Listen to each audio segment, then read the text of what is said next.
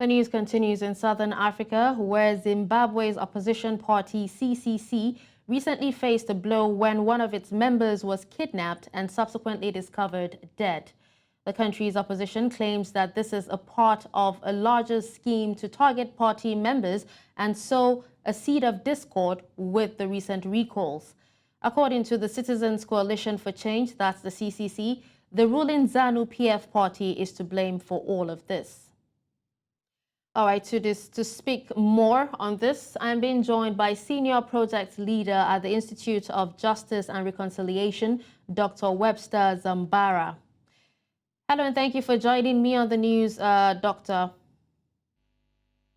Good afternoon, and thank you for having me. Good afternoon. Now, how would you describe the current political climate in Zimbabwe? What are the key factors that are contributing to the political violence in the country? Well, as you would know, Zimbabwe held harmonized elections on the 23rd of August. So we are 3 months after the election. And the elections are disputed, even though the current president won his second term and was inaugurated.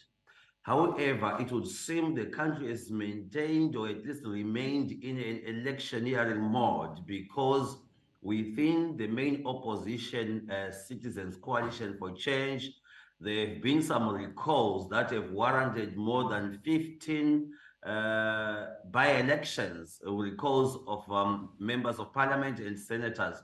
And more recalls are still going on. I understand there were 15 more recalls that have happened. So the election season seems to be continuing now. And unfortunately, with that continuing also means the tension around elections has been maintained instead of calming down after the inauguration of the president. So we are again seeing an election mode, and within that election mode, we are seeing the resumption of politically motivated violence, particularly against opposition members. Yes, Dr. Zambara, talking about this violence, if you can tell us, how do you think the recent killing of the opposition activists will impact the political landscape in Zimbabwe as they head to the elections for someone, you know, the members of the parliament who were recalled? Yes, the recent abduction and murder of Reverend Tafumane Masaya has shocked the nation, but it is not something that is new.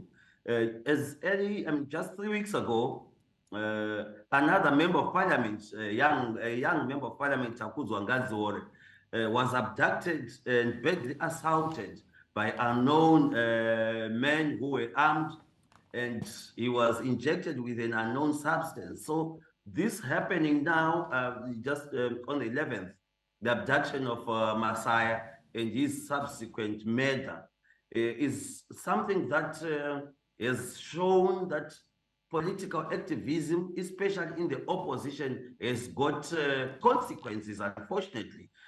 Politics means war in within some circles. When people are killed because of political affiliations or killed because of their choices, that is something that is deplorable.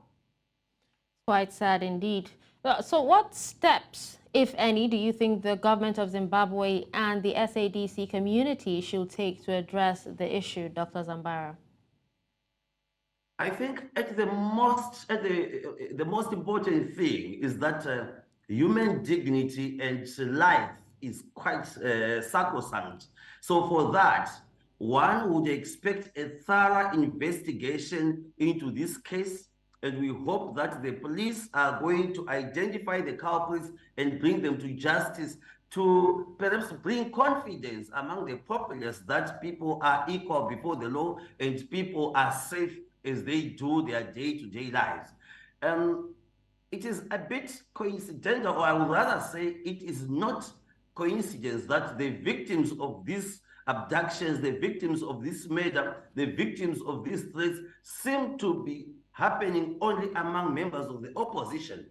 That begins to bring out the question whether this is being done by state, or at least these actions are state sanctioned. The only way that the state is going to redeem itself is to make sure that police do their work, the security sector does its work to investigate thoroughly and bring to justice these people who have caused this heinous crime. Again, within the region and broader African Union, it means people or institutions and regional organizations cannot put their eyes away from Zimbabwe, because while this is happening, we don't know what will happen even after this.